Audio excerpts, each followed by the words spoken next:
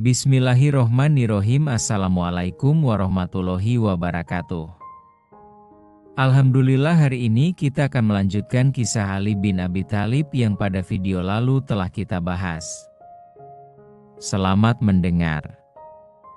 Pada bulan Muharram 37 H658 mereka mencapai persetujuan, yakni menghentikan perundingan untuk sementara dan masing-masing pihak akan memberi jawaban pada akhir bulan Muharram.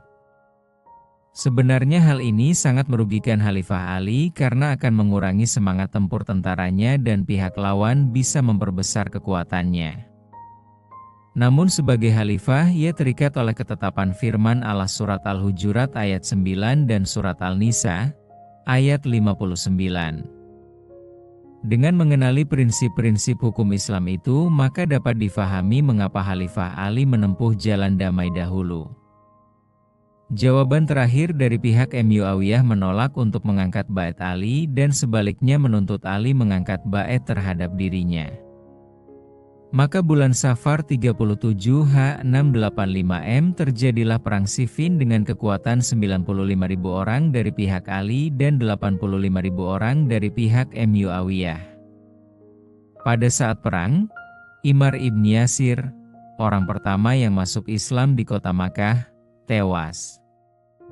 Tewasnya tokoh yang sangat dikutusan ini membangkitkan semangat tempur yang tak terkirakan pada pihak pasukan Ali, sehingga banyak korban pada pihak Muawiyah dan Panglima Ashtar al-Nahki berhasil menebas pemegang panji-panji perang pihak Muawiyah dan merebutnya.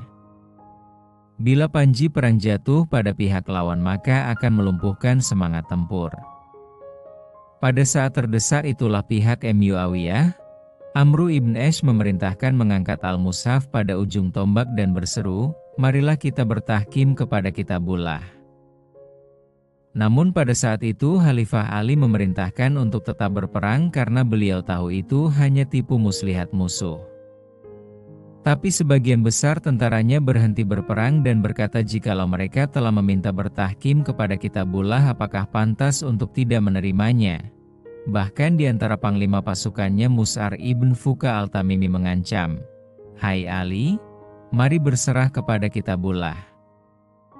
Jikalau Anda menolak, maka kami akan berbuat terhadap Anda seperti apa yang kami perbuat pada Utsman."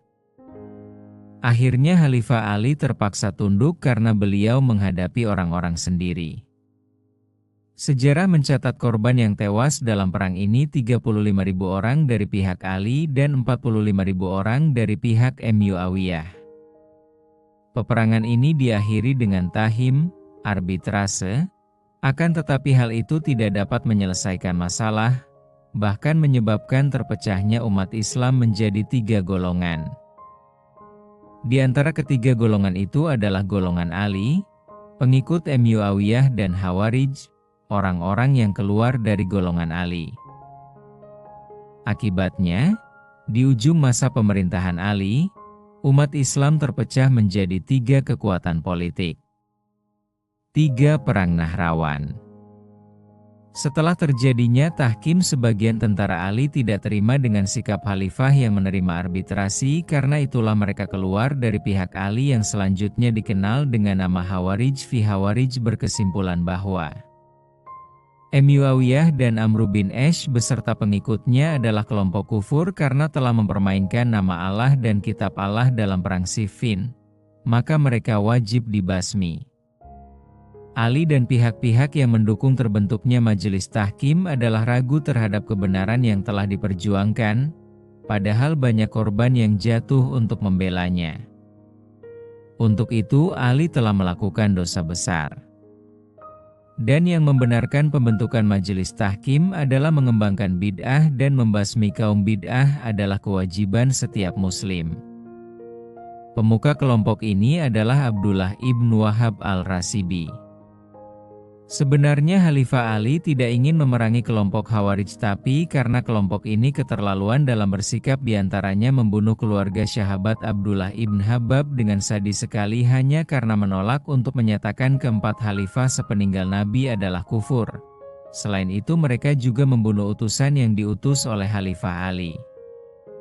Khalifah Ali menggerakkan pasukannya dan kedua pasukan bertemu pada suatu tempat bernama Nahrawan, terletak di pinggir sungai Tigris, Al-Dalah. Sebelum perang diumumkan, Khalifah Ali masih punya harapan untuk menyadarkan kaum Khawarij. Dan dia memberikan amnesti bersyarat yang berbunyi, barang siapa pulang kembali ke Kufah, akan memperoleh jaminan keamanan. Sejarah mencatat setelah itu 500 orang di antara mereka berikrijal, sebagian pulang ke Kufah dan sebagian lagi pindah ke pihak Ali sehingga kelompok Khawarij tinggal 1.800 orang. Dengan begitu pecahlah perang Nahrawan, korban berjatuhan dari pihak Ali karena keberanian kelompok Khawarij sangatlah terkenal. Walaupun demikian kemenangan berada di pihak Ali dan tokoh pemuka Khawarij, Mus'ar al-Tamimi, Abdullah ibn Wahab tewas dalam peperangan golongan Khawarij, orang-orang yang keluar dari barisan Ali bin Abi Thalib, yang bermarkas di Nahrawan benar-benar merepotkan Ali, sehingga memberikan kesempatan pada pihak Muawiyah untuk memperkuat dan memperluas kekuasaannya sampai mampu merebut Mesir. Akibatnya sangat fatal pada pihak Ali. Tentara Ali semakin lemah, sementara kekuatan Muawiyah bertambah besar.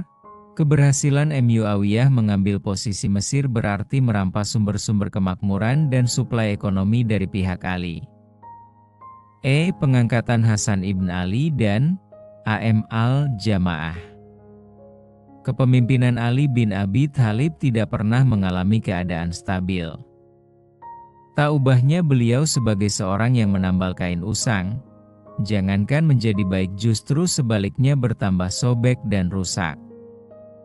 Pada saat Ali bin Abi Thalib bersiap-siap hendak mengirim bala tentaranya sekali lagi untuk memerangi Muawiyah, muncullah suatu komplotan untuk mengakhiri hidup Ali bin Abi Thalib, Muawiyah bin Abi Sufyan dan Amr bin al-As yang dianggapnya penipu pada peristiwa tahkim, arbitrase.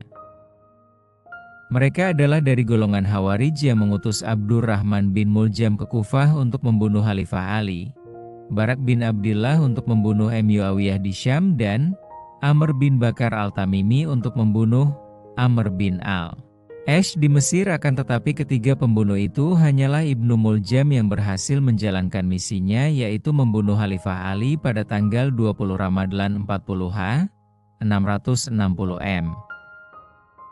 Kemudian Ibnu Muljam berhasil ditangkap dan akhirnya dibunuh juga.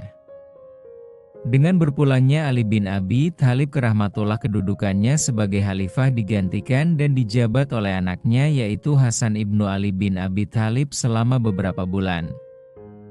Namun karena Hasan ternyata lemah sementara Muawiyah bin Abi Sufyan bertambah kuat, maka Hasan bin Ali membuat perjanjian damai. Perjanjian ini dapat mempersatukan umat Islam kembali dalam satu kepemimpinan politik di bawah pimpinan Muawiyah bin Abi Sufyan. Pada tahun 41 661 M, merupakan tahun persatuan yang dikenal dalam sejarah sebagai tahun Jamaah, Am al-Jamaah. Dengan demikian berakhirlah apa yang disebut dengan masa Khulafa Al-Rashidin dan dimulailah kekuasaan Bani Umayyah dalam sejarah politik. Hasan ibn Ali adalah putra sulung Ali bin Abi Thalib. Ia diangkat beramai-ramai sebagai khalifah oleh orang-orang Kufah setelah ayahnya wafat. Orang-orang yang setia pada Ali turut berpartisipasi dalam pemilihan Hasan dan juga menerimanya sebagai khalifah yang baru. Tidak ada bukti yang menyatakan pertentangan terhadap penobatan Hasan. Sedangkan pemilihan Hasan sebagai khalifah dilakukan secara spontan oleh sebagian besar rakyat Irak. Adapun alasan penunjukan Hasan sebagai khalifah adalah 1. Pada saat itu hampir semua sahabat istimewa Rasulullah di kalangan kaum muhajirin telah meninggal. Demikian juga anggota elit terkemuka dalam masyarakat Islam telah wafat.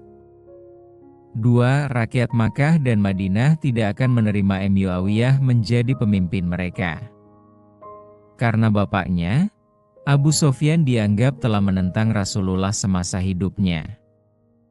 Dengan demikian dapat dipastikan bahwa Hasan memperoleh dukungan yang besar dari rakyatnya, karena pada waktu itu yang menjadi rival dari Hasan adalah Muawiyah putra Abu Sufyan dan Hindun yang mempunyai reputasi buruk di mata rakyat Irak. Selanjutnya antara keduanya terjadi ketegangan yang mereka lakukan dengan cara korespondensi.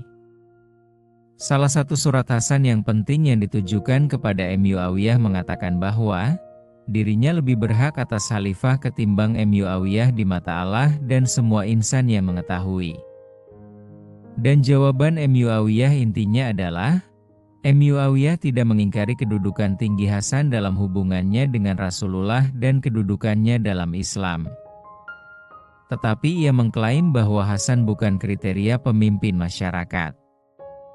Bahwa persoalan kepemimpinan adalah kepentingan negara dan masyarakat, sehingga perlu pemisahan yang jelas antara prinsip politik dan religius. Itulah jawaban dari Muawiyah yang mengandung gagasan pembentukan pemisahan antara kepemimpinan negara dan agama. Pimpinan negara hanya mengurusi pemerintahan sedangkan pimpinan agama khusus mengurusi masalah-masalah agama. Sehingga pada waktunya, masyarakat Muslim menempatkan kepemimpinan religius dan totalitas masyarakat, jamaah, sebagai penjaga agama dan eksponen Al-Quran dan hadis, yang masih dalam otoritas negara sebagai pengikat. Adapun mengenai proses pengunduran diri Hasan sebagai khalifah dan menyerahkannya pada Muawiyah terdapat versi yang berbeda. Pengunduran diri Hasan menurut Tabari menyebutkan 1. Bahwa khalifah akan dikembalikan kepada Hasan setelah Muawiyah mati. 2. Bahwa Hasan akan menerima 5 juta dirham tiap tahun dari kantong negara. 3. Bahwa Hasan akan menerima pendapatan tahunan dari darab jirg. 4. Bahwa rakyat akan dijamin untuk saling damai. Kemudian Muawiyah menyetujui syarat-syarat Hasan tersebut dan meminta Hasan menuliskannya sendiri pada belangko kosong. Lalu Hasan menjawab, mengenai uang, Muawiyah tak dapat hanya menyerahkan persoalan padaku, karena masalah itu merupakan masalah Muslim, masyarakat.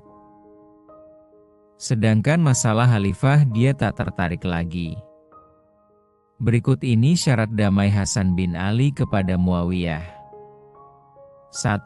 Bahwa Muawiyah harus memerintah menurut kitab Allah, sunnah Rasulullah dan perangai Khulafaur Rasyidin. 2. Bahwa Muawiyah untuk selanjutnya akan menyerahkan jabatan khalifah kepada syura kaum muslimin. 3. Bahwa rakyat akan dibiarkan damai di bumi Allah. 4. Bahwa para sahabat dan pengikut Ali akan dijamin aman dan damai. Ini adalah persetujuan dan perjanjian sesuai yang dibuat dengan nama Allah. 5. Bahwa tidak ada gangguan secara rahasia atau terbuka akan ditimpakan kepada Hasan bin Ali atau saudaranya Husain ataupun terhadap seorang dari keluarga Rasulullah. Demikian perjanjian penyerahan kekhalifahan dibuat. Namun pengunduran diri Hasan tidak disenangi para pendukungnya yang telah mendukung dirinya dan ayahnya sebelumnya. Terlebih lagi karena kebencian mereka atas dominasi Syria. Adapun sebab umum pengunduran diri Hasan didorong karena sifat cinta damai, tidak menyetujui politik dan perselisihan dan hasrat menghindari tumpah darah lebih banyak. Demikianlah kisah Khalifah Ali bin Abi Thalib yang memimpin Islam pada saat itu, di mana banyaknya pemberontakan dan perpecahan antara umat Islam pada zaman kepemimpinannya. Semoga kita mendapat hikmah dan pelajaran dari kisah tersebut. Terima kasih saya ucapkan kepada sahabat yang telah setia mendengarkan kisah ini. Jazakumullahu khairan.